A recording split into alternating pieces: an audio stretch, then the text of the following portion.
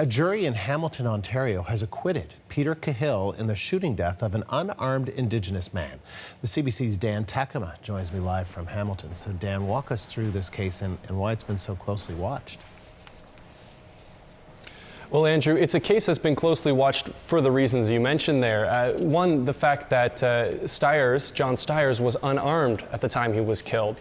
And the second reason being that he was shot and killed by a white homeowner who claimed that he carried out the shooting in self-defense. Now, this verdict comes after a trial that lasted about just over 2 weeks. And during that time, the jury heard how on the night of February 4th, 2016, Khill and his wife were woken up around 3 a.m. by a loud banging noise. And Khill, who's a former reservist, got up, got out of bed, grabbed a 12-gauge shotgun from his bedroom closet, ran outside to confront whoever was outside. They had looked through the window and seen a truck light on and realized somebody was out there trying to take their truck. Now, within minutes, Jon Styres, a 29-year-old man from Oshweken on the Six Nations Reserve, was lying dead or dying in the mud next to Khill's truck.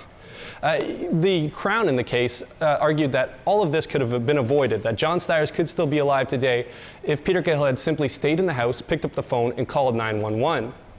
On the other hand, Khill's lawyers said that he was just doing what he'd been trained to do in the Army Reserve. His training had kicked in, and also that when he went outside in the pitch dark, the 3 a.m. pitch dark, and confronted Styres, he feared for his life, and so he fired in self-defense. Now, it's a case that's been compared to the Colton Boushie trial, or the Gerald Stanley verdict, I should say. That was the white farmer in Saskatchewan who was found not guilty by a reportedly all-white jury. There are some similarities, but there are a few differences. The key one being, as Khill's lawyer points out, this was 3 in the morning. We're talking pre-dawn darkness.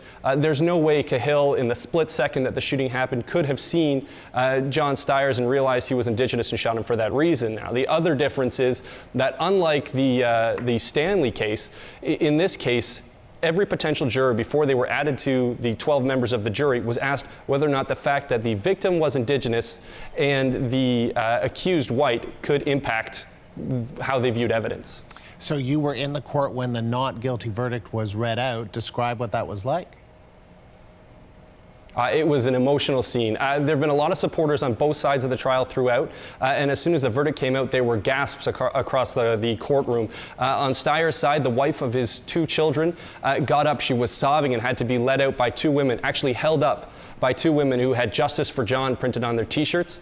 On the Khill side, his girlfriend at the time of the shooting, now his wife, she just dissolved into tears. She fell into the shoulder of the woman next to her and was crying. All right, Dan, thank you. That is the CBC's Dan Takema in Hamilton.